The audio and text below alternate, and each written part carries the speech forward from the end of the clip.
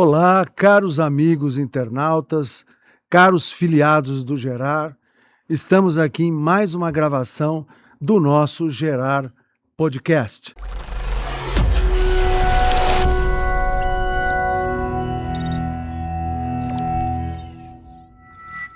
E dizendo a todos os senhores que, por favor, aqueles filiados, compartilhem, né? Compartilhem, tem muita informação bacana. Nós já estamos no nosso 7º episódio.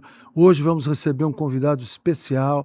Então, assim, vocês compartilhem com as suas redes, porque o que a gente quer é ampliar cada vez mais os debates e o conhecimento que a gente gera aqui. Então, meus amigos, nós hoje iremos entrevistar, né, o nosso convidado e filiado do Gerar e também o head aí do BNI aqui na nossa região, Danilo Zaninello, né, da Danilo Zaninello Sociedade de Advogados. E o tema hoje, pessoal, será Sociedades Mal Estruturadas, o risco silencioso que destrói empresas em crescimento. Muitos negócios, pessoal, começam com confiança, amizade e entusiasmo, mas crescem sem regras claras. E aí começam os conflitos entre os sócios, entre decisões travadas, saídas mal resolvidas e muitas vezes o fim da empresa.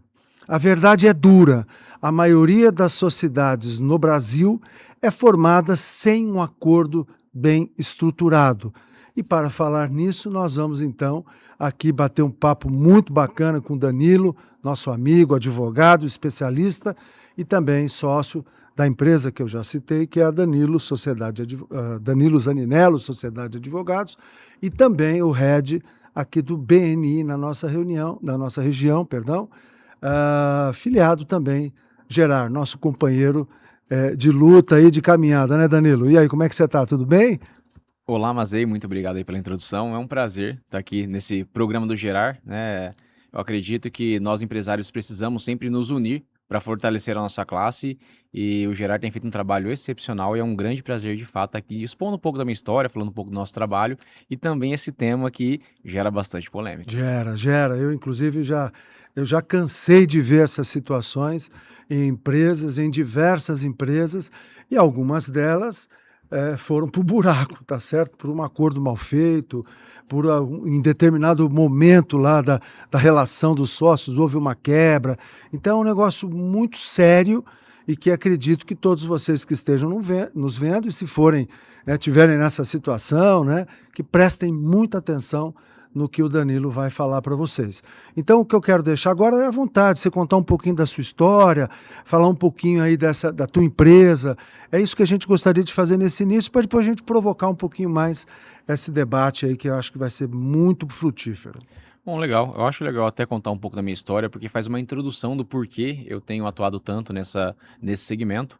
Sou natural de Presidente Prudente, sou o mais velho de 4 irmãos, venho de uma família bastante empreendedora e passamos por algumas dificuldades empresariais ao longo da minha infância e juventude. Fui emancipado aos 16 anos, né? Tive a minha primeira empresa aberta, não exatamente por ser empreendedor, mas por uma situação de necessidade familiar mesmo, ali. Mas, obviamente, você passa a conviver de forma mais natural com algumas situações, até com a questão de justiça e tudo mais. E uma curiosidade, eu nunca quis ser advogado. Pelo contrário, eu tinha aversão a essa profissão. Mas, ao longo da minha jornada ali como empresário, seja estando atuando diretamente ou só por a empresa estar no meu nome, mas eu passei por alguns momentos onde eu também montei uma agência de publicidade, eu trabalhei bastante tempo com desenho, inclusive durante a faculdade, eu ainda trabalhava como desenho, e foi assim que eu paguei minha faculdade de Direito. E quando eu me deparei com a matéria de Direito Empresarial, foi interessante, porque foi um tapa na minha cara de tudo que eu tinha vivido ao longo da jornada, aprendendo as duras penas e achando que era o dono da razão. Me apaixonei pela matéria e atuo no direito empresarial desde de estagiário ali, né? Comecei a estagiar já nos últimos anos de faculdade, em um escritório bastante grande de repercussão nacional, e desde então estou nessa área.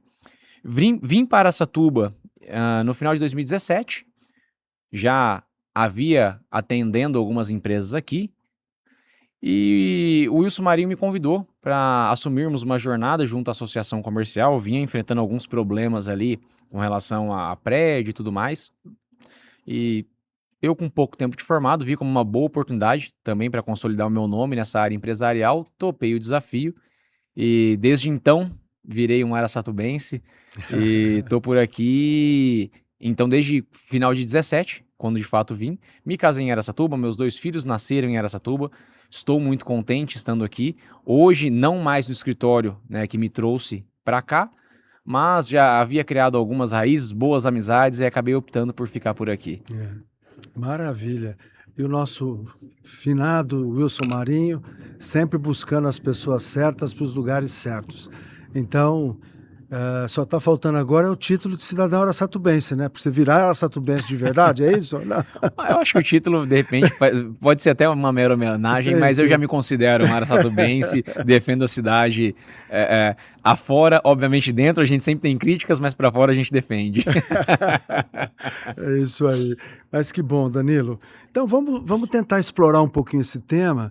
Eu vou tentar fazer contigo aí algumas perguntas provocativas que eu acho que dão muito bem a dimensão do problema que é sociedade mal feita, ou sociedade com características e também com falta de definição clara do que pode e o que não pode por cada sócio. Então, a primeira pergunta que eu tenho para te fazer é o seguinte: sociedade sem acordo de sócios é uma bomba relógio?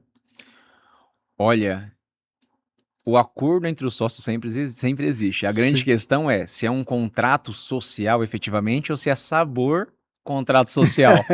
Porque tradicionalmente o que o empresário faz no início do seu trajeto ali é buscar um contador, fala, quero abrir uma empresa. O contador pega um modelo de contrato social com as cláusulas exclusivamente obrigatórias, que vão trazer o mínimo ali do objeto social, o endereço, as cotas, algumas poucas regras sobre a administração e registra na junta comercial ou, em alguns casos, no cartório.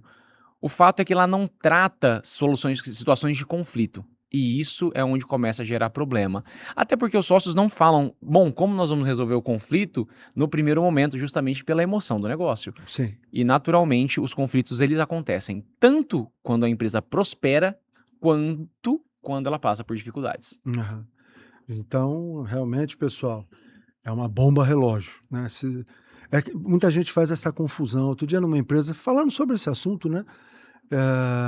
Eu falei, pô, mas vocês têm um acordo de sócios bem feito? Não, mas eu tenho um contrato social. Eu falei, ó, contrato social é uma coisa, acordo de sócios é outra coisa, que pode até conter algumas cláusulas do seu contrato social, mas ele vai muito além do contrato social. E se ele não for bem feito, as crises acontecem. Principalmente, que eu acho que você pode confirmar isso para mim, quando começam a chegar os sucessores. E aí, como é que faz? Exatamente. E uma curiosidade, por que eu brinquei da questão do sabor contrato social? Porque o próprio contrato social é onde vai reger as principais regras da sociedade. Qual que é a diferença tradicional, mas não necessariamente obrigatória, entre o contrato social e o acordo de sócios ou acordo de acionistas? Enfim, o contrato social são aquelas regras que serão públicas. Uhum. E aí, quando nós tratamos justamente a questão, por exemplo, de sucessores, há questões que são importantes serem tratadas no próprio contrato social.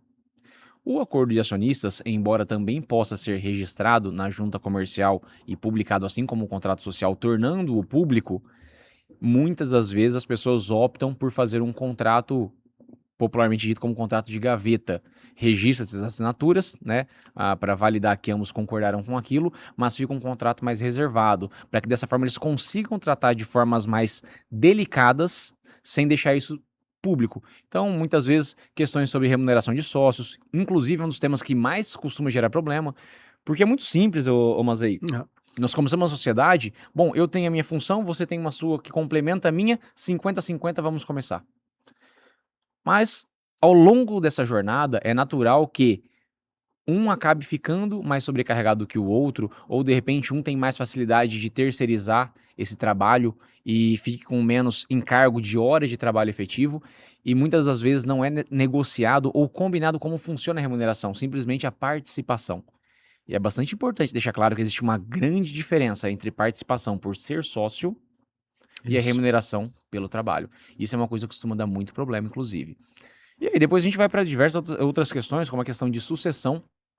E a sucessão, ela pode envolver, às vezes, uma situação até delicada. No meu caso, sou advogado. ah, a advocacia, ela tem uma característica personalíssima na contratação, né? E tem um segundo detalhe: não pode um não advogado ser sócio de um escritório de advocacia. Só que é natural que o escritório tenha ali um patrimônio, uma carteira de clientes e gere uma certa remuneração. E se eu venho a faltar? Como fica caso ninguém dos meus filhos sejam advogados ou minha esposa? O que, inclusive, é o caso. Como ficaria essa remuneração para eles? Porque uma vez que a profissão é personalíssima, a partir do momento que o Danilo não está lá para exercer a função, logo não teria remuneração sobre isso. Mas e todo o patrimônio que foi construído? Então são questões como essa que precisam ser tratadas no contrato social, ou até além. Meu filho pode ser que seja advogado, mas isso não obriga o meu sócio, caso não seja do desejo dele, a aceitá-lo na sociedade. A mesma coisa acontece com diversas outras empresas, Sim. e você tratar disso num momento onde muitas vezes uma pessoa ou está numa situação delicada, né, de saúde, ou veio a falecer e a família já está num momento complicado, trazer mais essa discussão para a pauta nunca é um bom momento. É. Eu também tive numa empresa onde uma das principais reclamações era isso mesmo, né? São 5 sócios e os sucessores já estavam começando a vir, né? Nem todos, mas alguns já estavam trabalhando na empresa, só que tinha reclamações assim: "Porra, mas entrou aqui ganhando X, ou entrei ganhando menos". Quer dizer, por um detalhezinho desse, você pode queimar a sociedade como um todo, entendeu? Então, assim, quanto antes você deixar isso claro e acertado, quer dizer, menos conflito e menos problemas você vai ter, né? Então é um tema, gente, é um tema embriagador, vamos dizer assim, porque ninguém pensa nisso, né? Vai pensar na hora que dá o problema. A hora que acontece o problema, aí o cara vai pensar: "Puxa vida, eu podia ter visto isso antes". Só que aí já não viu antes, viu agora, e aí existe todo um processo de regularizar, de acertar, e que nem sempre, né, nem sempre dá certo. Então é isso aí. Mas vamos lá. Eh, s Você já comentou sobre isso, né, mas uma das perguntas era: se um sócio sair hoje, a empresa sobrevive, né? Olha, eu acho que isso é uma pergunta que todo empresário tem que fazer, inclusive se ele for um empresário individual. Uhum. Ah, Pelo que ele está construindo a empresa, ele está pensando em vendê-la amanhã? Ele está pensando no longo prazo e fazer uma sucessão e deixar aquilo como patrimônio para os seus filhos? E essa pergunta, ela não vai entrar só numa questão de reflexão sobre as próprias regras do contrato social, mas até do que essa pessoa tem feito dentro da estrutura jurídica da sua empresa para Uhum. preparar essa sucessão, né? Ah, Num momento de dificuldade, sei lá, eventualmente só se passa por um acidente ou por uma cirurgia delicada, quem fica responsável na ausência dele? É. Como é que fica a questão de principalmente empresas pequenas? Não, ó, eu sou o centralizador, todas as decisões cabem a mim, só que eventualmente eu tenho uma empresa crescendo um pouco ali, faturando os primeiros milhões e tudo mais, a minha família depende financeiramente daquela empresa e eu venho a sofrer um acidente onde eu sou o centralizador de todas as decisões.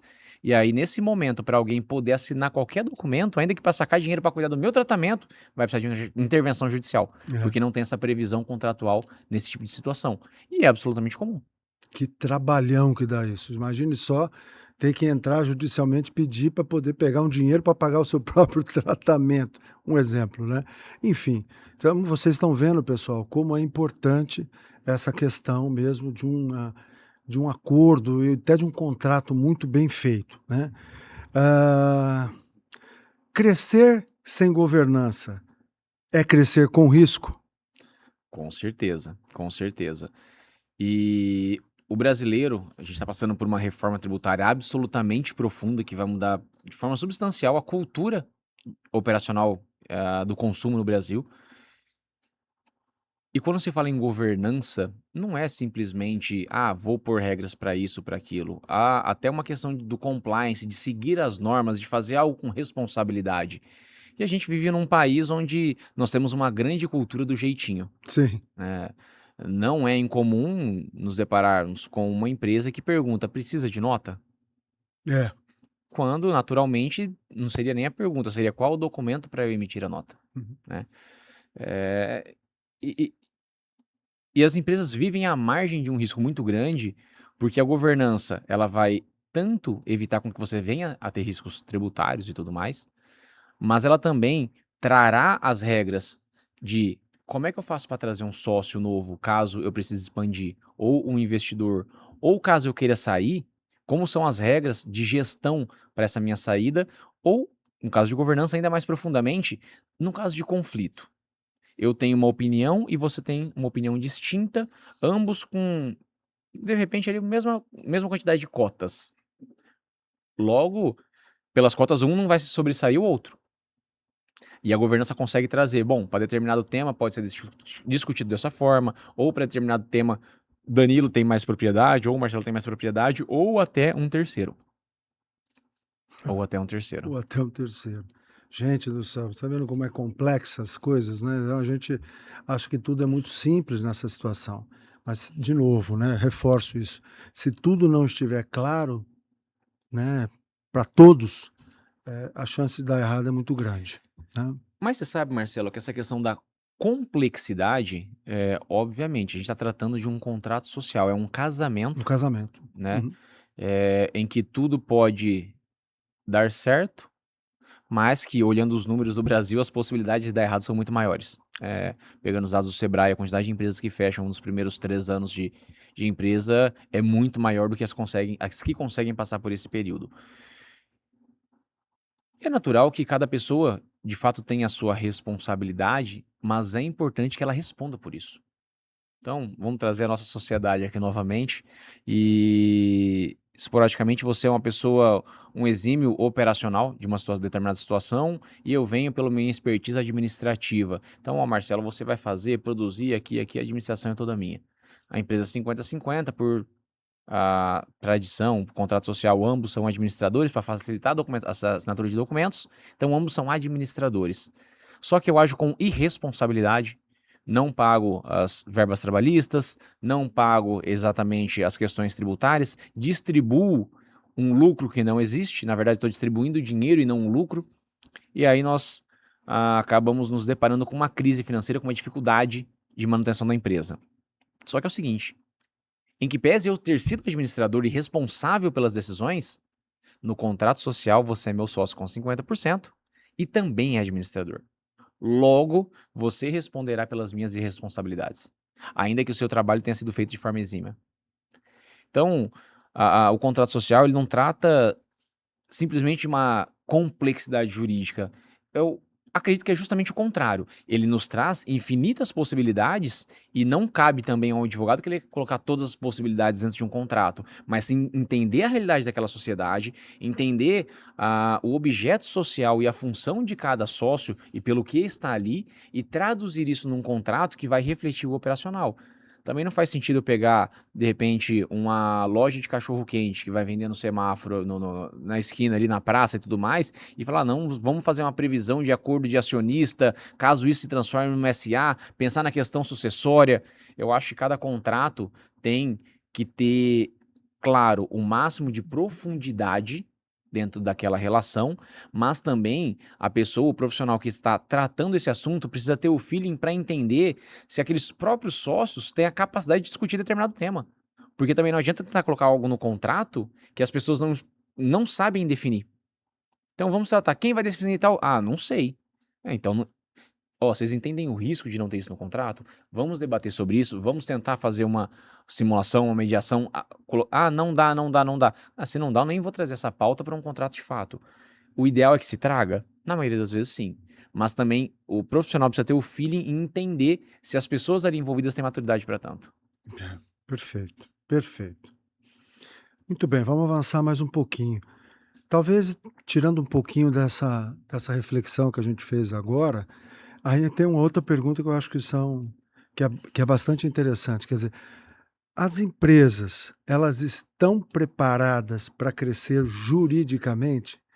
Ou seja, para buscar toda essa modernidade, a governança, o acordo bem feito e tal. Será que você entende, acredito até com diversas empresas que você já deve ter atendido, elas estão preparadas para isso? Não, não estão. E eu diria que tanto documentalmente falando, Uhum, quanto profissionalmente. Os próprios empresários não se preparam para esse tipo de situação. Eu tenho um caso bastante recente, não é uma empresa da região, é uma empresa da região de Campinas, onde é uma empresa familiar, tá? Eram 3 irmãos detentores da operação, um deles veio a falecer e um dos filhos assumiu. Eram 2 filhos, um dos filhos assumiu a operação. Isso já aconteceu há quase 2 décadas. De lá para cá, esse herdeiro que assumiu tomou total responsabilidade e administração pela empresa e ele fez ela crescer mais do que 20 vezes. Então a empresa cresceu exponencialmente. Hoje, na família, ele é o único que está na operação. Só que tem um detalhe: o pai dele era sócio minoritário, percentualmente ele ainda dividiu a sociedade com o irmão, e mesmo sendo responsável, e no caso ele é remunerado pelo trabalho, só que ele é responsável por todo o crescimento da empresa, e atualmente ele tem 12,5% da empresa. uhum.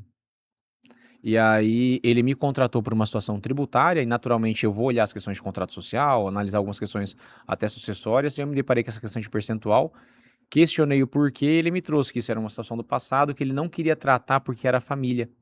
Uhum. Eu concluí o trabalho tributário e ele não quis mexer nessa situação porque ele falou que ia ser um vespeiro. Eu falei, olha, eu acho que você precisa pensar o seguinte também, como as suas filhas vão olhar para isso, É, porque elas já estão começando a entrar na operação também. E agora vai dividir em mais 2 exatamente. a menor parte.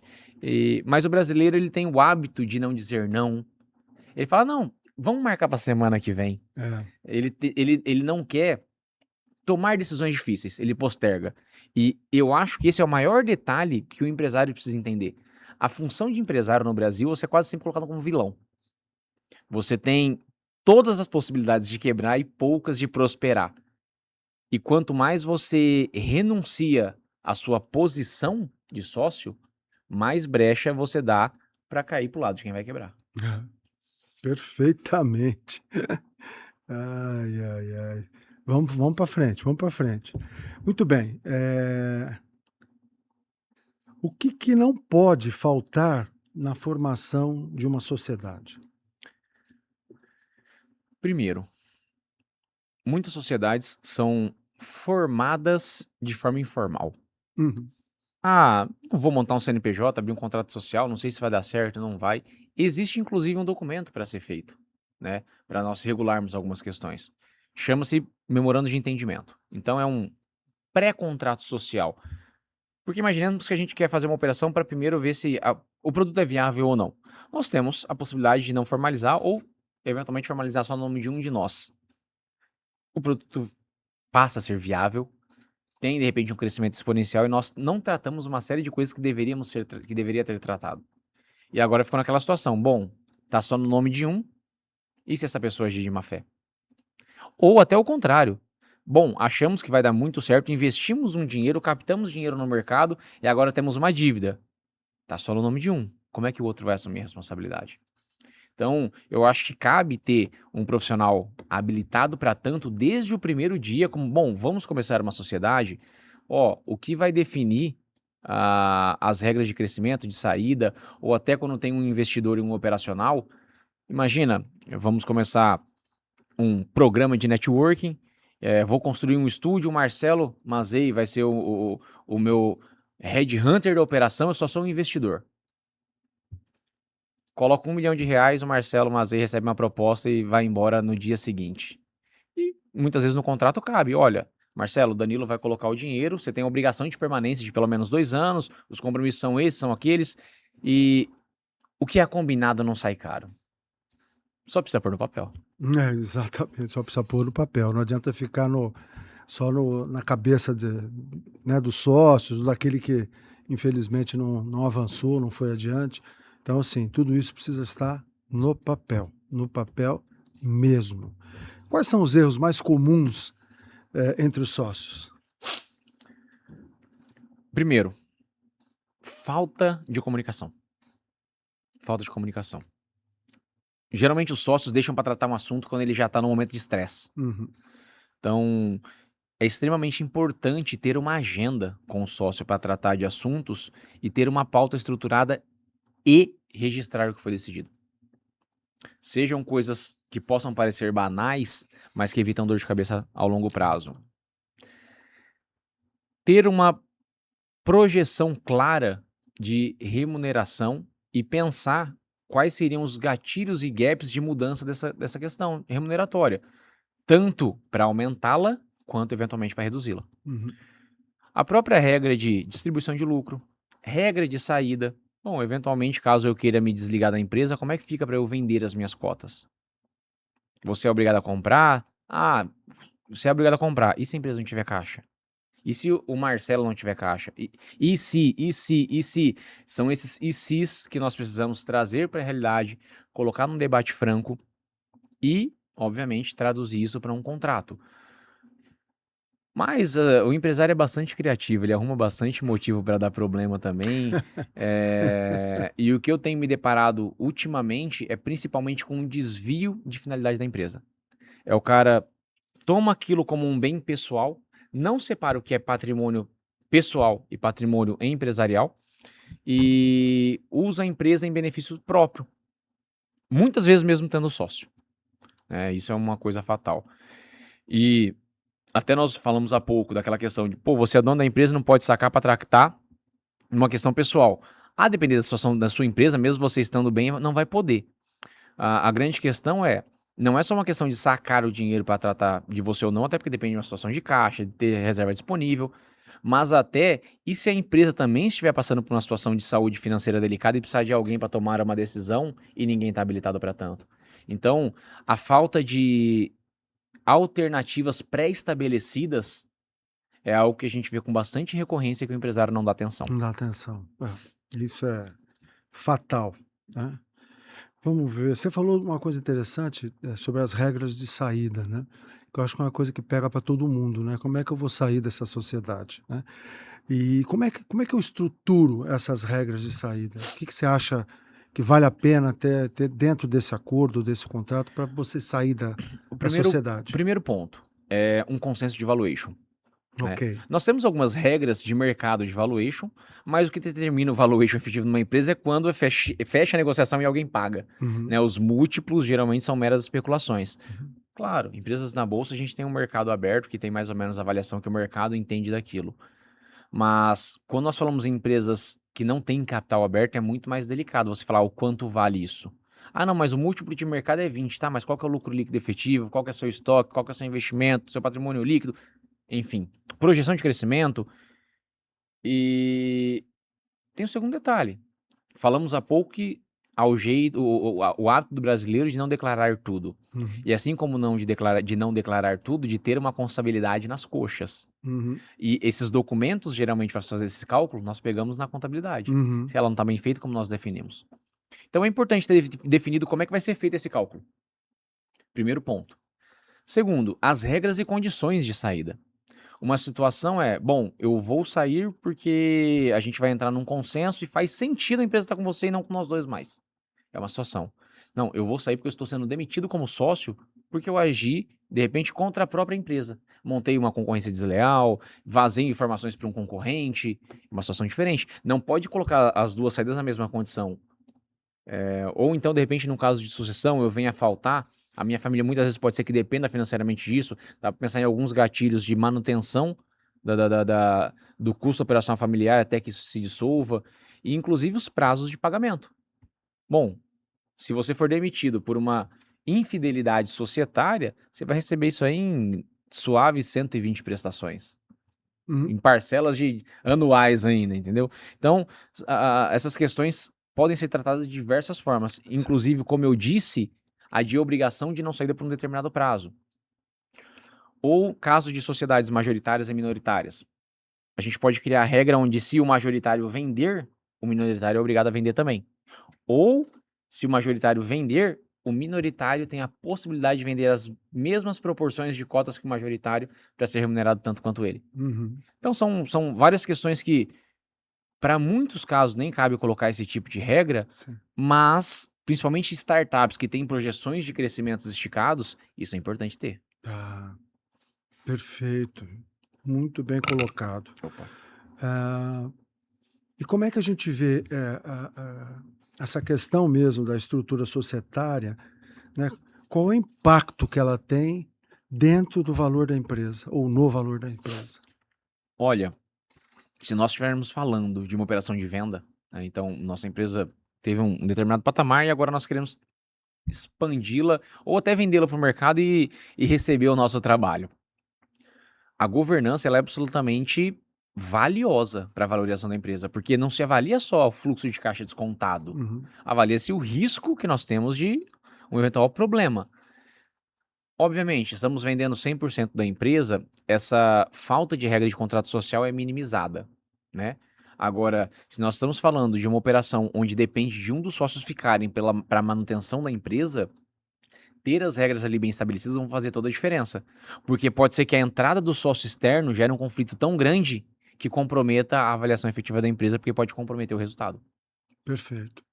E quando? Quando que isso acontece? Ou seja, quando eu devo implementar a governança? Olha, a governança ela tem níveis de se implementar. E os níveis mais básicos pode ser desde de zero. Olha, vamos tratar aqui, vamos ter uma sociedade. Como é que nós trataremos as nossas pautas de reunião? Quem ficará responsável pelo registro das atas? Como nós vamos definir algumas questões trabalhistas? Como faremos com a gestão desse dinheiro? Vamos ter reserva de caixa? Vamos ter reserva para distribuição, distribuição mínima? Porque a governança, muitas vezes ela é vista como algo muito longe. Ah, não, vou ter que ter um conselho, o grupo de conselheiros vai pôr isso em voto. Obviamente, a gente está falando aí de uma governança sofisticada. Mas a governança nada mais é do que uma visão gerencial do negócio.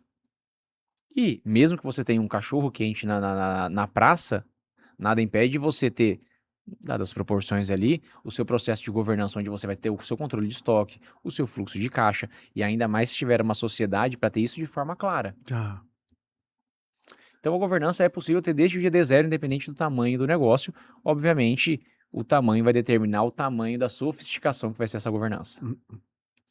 perfeito.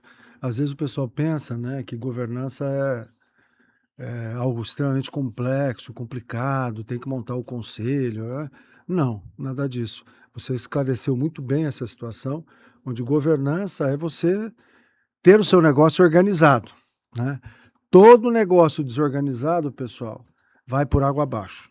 Pode ser pequeno, médio, grande.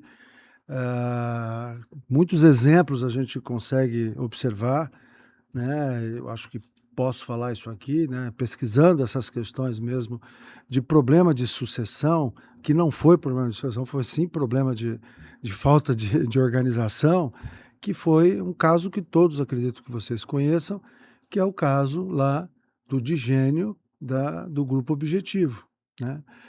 O Digênio nunca controlou nada, e aí morreu. Aí os filhos quiseram entrar, e aí não ficou claro para os outros sócios dele como é que era essa entrada. Então eles estão num brigueiro até hoje, ou seja, um brigueiro judicial, né, numa pendência judicial para ver quem é, quem não é, quem deixou de ter, quem não tem. Mas não só essa questão de falta dessas definições dentro do seu acordo dos sócios ou contrato social, mas também a empresa seguiu muito desorganizada por muitos anos. E isso, obviamente, faz a diferença, né? Então, governança, pessoal, não é necessariamente só uma questão de você ter lá toda aquela hierarquia bonitinha, conselho de sócio, depois a diretoria, a assessoria, blá, blá, blá, blá. Não, é você manter cada vez mais a sua empresa também organizada, né? E vamos ver aqui, acredito que a gente quase abordou todos. Teria alguma outra coisa que você gostaria de falar, Marcelo, então, Danilo? até abordando essa questão de governança, Uhum. como dito durante o nosso podcast aqui, nós falamos que a gente está passando por uma profunda reforma tributária. Sim, perfeito. A governança vai ser fundamental nesse momento. Fundamental. Por quê? Fundamental. Não se trata simplesmente de aumentar a carga tributária, tá? Porque entenda que se aumentará para mim, aumentará também para o meu concorrente. Sim, Então, a questão não é essa. Só que como há uma mudança cultural, principalmente no que tange o fluxo de caixa das empresas, a governança ela trata de tentar antecipar problemas. Então, é cabido ao empresário, enquanto dono do próprio negócio, olhar para esse tipo de mercado. Então, nós estamos diante de uma reforma que vem muita coisa sendo falada na internet. E, obviamente, as pessoas precisam entender que a internet, o que gera visualização é a polêmica. E nem sempre o que está sendo falado está trazendo toda a verdade. Muitas vezes é só para ter um corte para gerar a retenção da atenção. E é importante que os empresários eles tenham a ciência de que, apesar de complexa a nossa carga tributária, faz parte da função dele entender, no mínimo, como a empresa dele funciona. Como deve ser a carga tributária da empresa dele e pelo que ele passará. Até porque, Danilo, mas a reforma tributária só começa ano que vem. Bom, já começou esse ano. Inclusive, empresas do Simples Nacional têm setembro desse ano para decidir se pagarão o adicional por fora ou se não terão aquele adicional para gerar o crédito. E isso vai gerar uma diferenciação de preço de venda. Quando você pegar uma empresa do Simples, ela naturalmente terá um preço de venda diferente de uma empresa não optante do Simples ou optante pelo Simples com o IVA separado. Por quê? Porque a tributação virá por fora. E aí, o quão preparado você está para precificar o seu produto e mais, para avaliar se o seu fornecedor de fato tem um preço e até o regime tributário que a sua empresa necessita para fazer a melhor operação dela. E aí a governança também entra nesse sentido, de entender como funciona esse processo, de prever os problemas que pode vir a ter. E nesse momento, obviamente, o advogado que conheça esse tipo de operação é o mais indicado para estar do lado. perfeito. E a reforma tributária, pessoal, realmente vai trazer grandes mudanças, já está trazendo, mas nós temos aí um longo período aí até 2033, né? Até 33 vai se consolidar as É, alíquotas as e vai sair o alíquotas e tal. ICMS de vigor. A reforma tributária vai até um pouquinho mais longe, que o IPI nos segue até 73. Então, Ah, meu Deus do céu. talvez não estejamos vivos para ver o fim da reforma. Eu acho que não. Enfim, mas eu acho que precisava se fazer alguma coisa, mas assim, ela é muito complexa, né? Complexa assim, para quem não está no dia a dia, ela é complexa. E vou dizer uma coisa para vocês, não trata-se só de alíquotas ou da tributação em si, trata de quão organizada a sua empresa está. Se a sua empresa estiver desorganizada, você vai ter muito problema, não é isso, Danilo? Muito problema. Com certeza. E você sabe, Mazei, que no Brasil o empresário ele sempre se sente isolado. Ele sempre se sente afastado. Só que nós temos uma série de alternativas. Tem a associação comercial, né? Que hoje está o Marcelão da Jovem Pan lá à frente, amigão meu, inclusive abraço ao Marcelo. O Gerard é um exemplo. Tem Café do Plínio, tem Comitiva Empreendedora, tem Beni. A gente tem uma série de grupos de empresários. E entenda o seguinte: rede de networking não é para venda, é para relacionamento. Exato. E muitas vezes um grupo de empresários como o Gerard, ele pode funcionar como um mastermind para troca de experiências. E isso que a gente vem fazendo aqui não é simplesmente uma entrevista para apresentar o Danilo. Não. É também troca de conhecimento, Perfeito. é trazer o quanto um afiliado consegue contribuir para aquele grupo e de que forma nós conseguimos nos ajudar para prosperar. Então você, empresário que se sente sozinho, cara, procure a rede que você se conecta, que você entende que faz parte. Eu mesmo acho que estou em todas. Está em todas, está em todas. O Danilo está em todas. Esse é o grande exemplo, é o Danilo, está em todos. E eu acho que o empresário precisa entender isso. Ele tem que deixar de lado a solidão que ele se coloca e entender que todo mundo tem problema, mas que ninguém vai na internet e fala: olha, minha empresa está com essa dificuldade. Mas, de repente, nesses grupos, no momento oportuno, as pessoas se abrem e fica muito mais fácil de achar uma solução com pessoas que passaram pelo mesmo problema que vocês e superaram. Exatamente. Obrigado por você ter tocado nesse ponto, né? Porque tem essa. E eu vejo muitos empresários, até grandes aqui em Araçatuba, que eles preferem estar isolados do que estarem num grupo de network, você falou tudo. E aí tem muita gente também.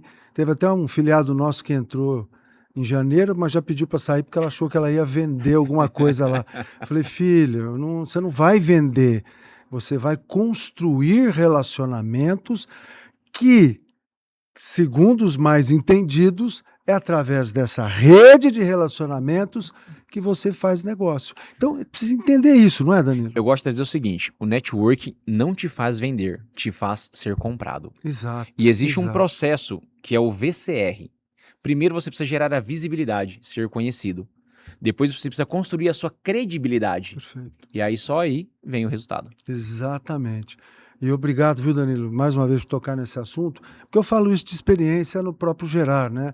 A gente já viu filiados que entraram e saíram, mas que vieram com essa cabeça, não, eu vou, no dia seguinte eu vou vender. Não, você precisa se vender primeiro. E isso tem alguém que vai comprá-lo, né? Tanto faz um Sim, olhar claro. como o outro. Mas, enfim, gente, grupos de network, como nós temos aqui, muitos aqui em Araçatuba, e a gente fica feliz por conta disso, porque alguns anos atrás estava meio nublado, né? As pessoas estão com medo e tal, mas não, está indo cada vez melhor. Eu acho isso fantástico, porque lá no final das contas, o que nós queremos é que todas as empresas se desenvolvam, e ela se desenvolvendo, ela vai desenvolver a nossa região.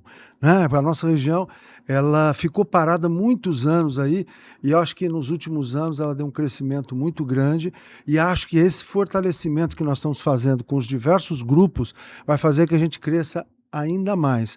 Araçatuba deixa de ser aquela cidade lá do fim do mundo, lá ninguém conhece, ninguém viu. Corredor da fome. Corredor da fome, né? Já tivemos diversos apelidos aqui durante esse tempo todo, mas, né, Araçatuba hoje está numa posição diferente, é uma cidade pujante, muitos empreendimentos saindo aqui. Fugimos um pouquinho fora do tema, né, pessoal? Mas eu acho que é importante, às vezes, também a gente colocar essas situações que mostram para a gente que realmente o que dá certo é, primeiro, é a união, e segundo, é exatamente estar conectado com aquele que gera negócio. E que vai gerar negócio a partir do momento que você dizer para ele que negócio que você tem. Né? Então, por isso, pessoal, que está nos assistindo aí, principalmente os nossos filiados, aproveitem essa possibilidade de estar conosco no podcast, porque o podcast ele foi criado para vocês virem aqui, transmitir conhecimento, que é o grande foco desse bate-papo, né, dessa discussão, e ao mesmo tempo ser também conhecido, e obviamente isso faz parte do processo de negócio, tá certo? Então, prestem atenção nisso, né? Nós vamos estar aí liberando a próxima lista aí de abril aí de entrevistas, então, por favor, fiquem atentos para que a gente possa estar juntos aí nesse processo e dizer a todos que vale a pena. Não custa nada para você vir aqui, mas se você estiver lá na rede social, o nosso YouTube, com certeza a diferenciação ela acontece, tá? Danilo, puxa vida, eu acho que esse bate-papo nosso foi muito bacana, e eu deixo agora a pergunta final antes da gente fazer o nosso encerramento, que é, se você pudesse dar um conselho para quem está formando uma sociedade hoje, qual seria esse conselho? Primeiro, coloque tudo o que você pensa da sociedade de forma muito clara para o seu sócio e exija que ele faça o mesmo. Assim como um casamento, o que faz uma sociedade ter sucesso é a confiança. E a confiança, ela não vem só de uma história do passado em conjunto, mas do quão preparado eu estou para os desafios que virão no futuro. Tenha um profissional habilitado do seu lado e faça questão de, com muita frequência, discutir tudo que sempre foi posto. Porque o contrato social tem o motivo dele ser escrito no papel. É fácil de você imprimir outro, senão era feito na pedra.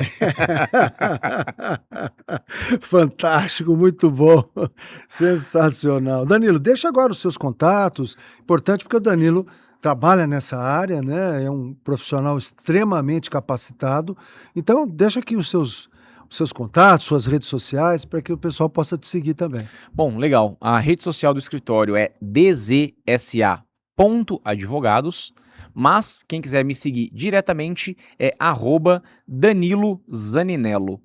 Ok? Um pouco difícil de falar, mas se você colocar a Zane já vai aparecer eu em primeiro lugar ali. Sempre de terno vai ser fácil de identificar. Pessoal, não deixe então de seguir o Danilo Zaninero, que além de tudo, eu acho que ele daria bem nas provas de stand-up, né? Então, perfeitamente. Pessoal, muito obrigado por estarem conosco. Danilo, muito obrigado pela sua participação. Eu acho que ficou claro para nós hoje que uma sociedade exige estrutura, regras e governança. Empresas que se organizam, que foi o que a gente acabou de falar agora há pouco, crescem com segurança e com consistência. Gerar podcast, onde os empresários se conectam e toda uma região cresce. Muito obrigado e até a próxima.